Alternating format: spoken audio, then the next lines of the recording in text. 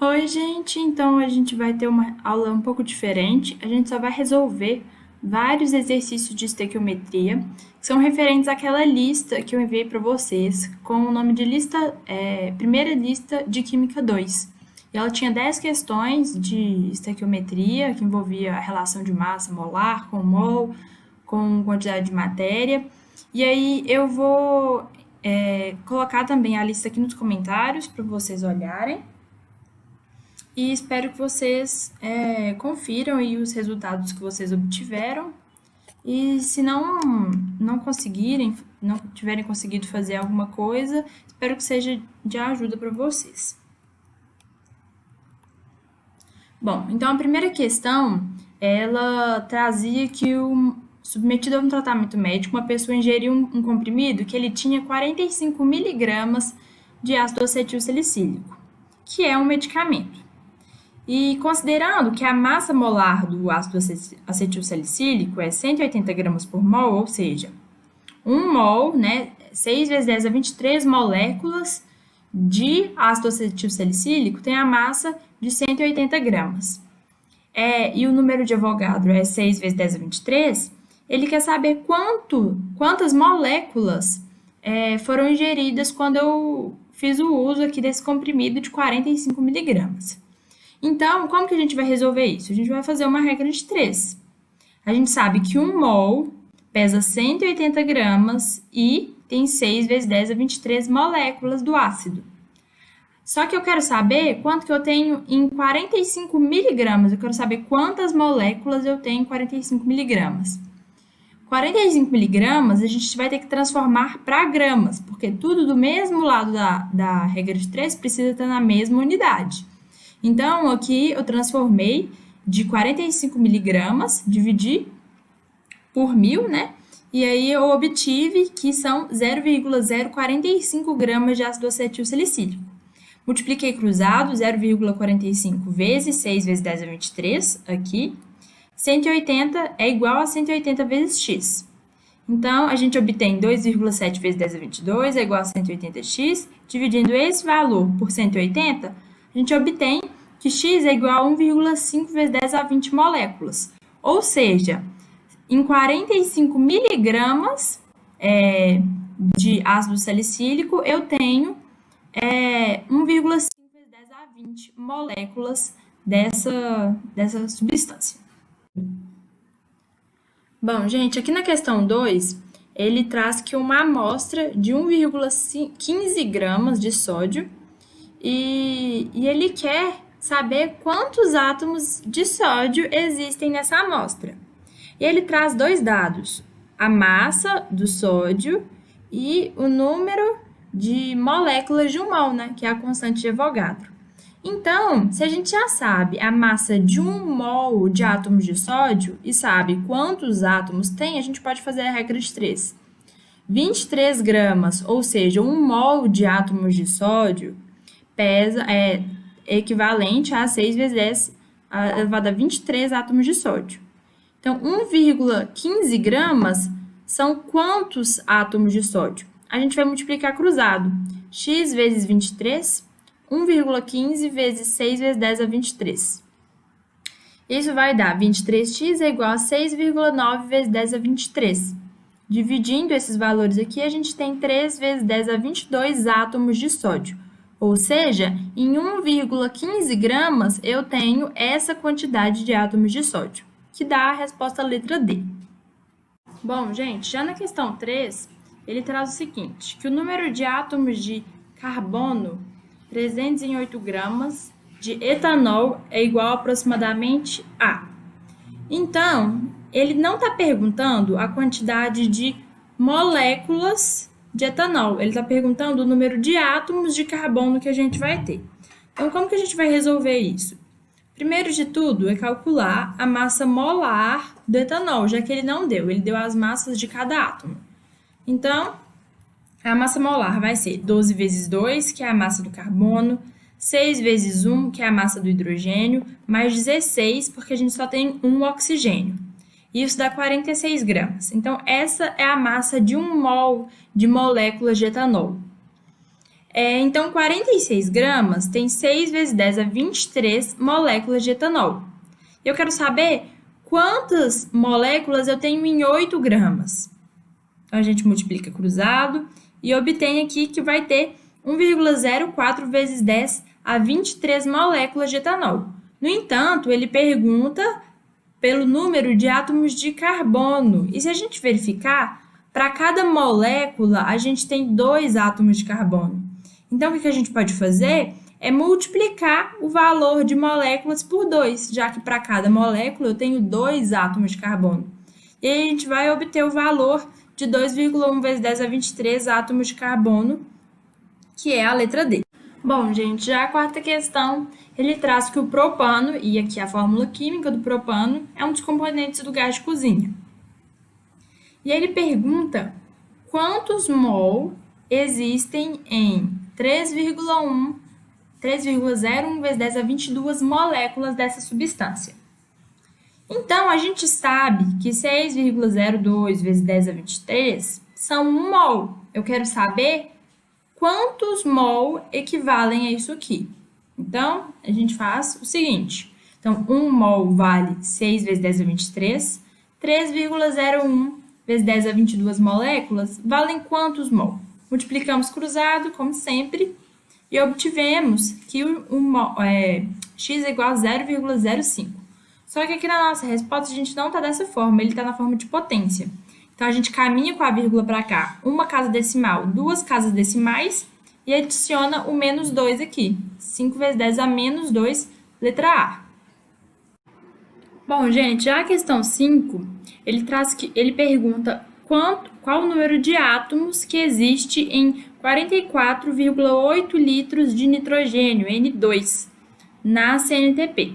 Então, a gente tem que lembrar a relação lá, que 1 mol de um gás, ele vai ocupar 22,4 litros. Então, e 1 mol equivale a 6 vezes 10 a 23 moléculas. Então, a gente pode já colocar aqui no inicinho, ó. 22,4 litros, que é o quanto ocupa lá pelas regras, são 6 vezes 10 a 23 moléculas.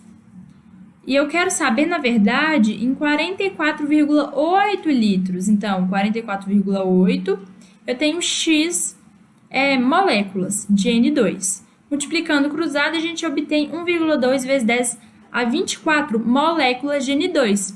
Só que ele pergunta o número de átomos que existe. E em cada molécula, a gente tem 2 átomos de nitrogênio. Ou seja, era como se a gente tivesse que multiplicar esse número aqui por 2, porque para cada molécula eu tenho 2 átomos. Então, ao multiplicar por 2, a gente obtém o número de átomos que tem nessa quantidade de moléculas, que é 2,4 vezes 10 a 24, letra C. Bom, gente, a questão 6, ele traz uma reação aqui já balanceada, a gente pode ver, ó, que tem um enxofre para um enxofre. Aqui tem 2 oxigênios, e aqui tem meio de 2, então 1, e aqui tem 3 oxigênios, já que aqui tem 2 mais 1, porque é meio de 2. Então, tá balanceado. E ele pergunta se, mantendo as mesmas condições de temperatura e pressão, qual o volume de gás oxigênio que seria necessário para produzir 5 litros de trióxido de enxofre. Então, quanto disso eu preciso para produzir isso? Então, a gente vai fazer a seguinte análise primeiro. Aqui, a gente usa meio mol de O2.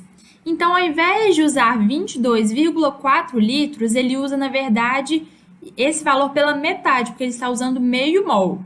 Então, é 22,4 dividido por 2. Então, 11,2 litros de O2 reagem formando 1 mol inteiro de SO3, que é 22,4 litros. Então, a gente já tem a primeira estequiometria da reação, que 11,2 litros de O2 formam 22,4 litros de SO3. Só que eu não sei quantos litros de O2 eu vou precisar para produzir 5 litros de SO3. Então, essa aqui é a nossa regra de 3.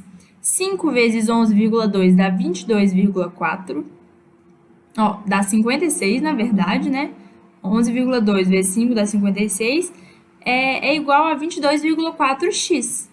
Dividindo 56 por 22,4, a gente obtém 2,5 litros. Ou seja, para produzir 5 litros de SO3, a gente precisaria de 2,5 litros de O2. O que faz sentido que aqui, se aqui antes a gente precisava de, para cada 1 mol, meio mol, aqui a gente vai precisar, para 5 litros, a metade de 5 litros.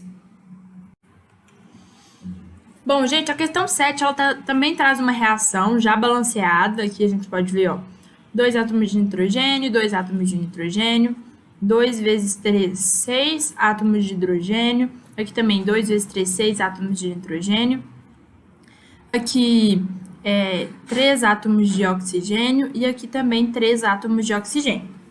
Então, ele pede quanto de água, a massa de água que seria produzida a partir da combustão de 89,6 litros de gás amoníaco. Então, a gente precisa ver a estequiometria dessa reação. Vocês podem ver que 2 mol de amônia dão origem a 3 mol de água. Aqui está no estado gasoso, então eu posso usar a quantidade em volumes, já que ele também vai usar aqui em volume. Então, 2 mol são 22,4 vezes 2, porque 22,4 é 1 mol, né? Então, vezes 2. Então, essa quantidade de litros de amônia reage para formar 3 mol de água. Só que a água está líquida, então a gente vai usar a quantidade em gramas. Também porque aqui ele pede em gramas.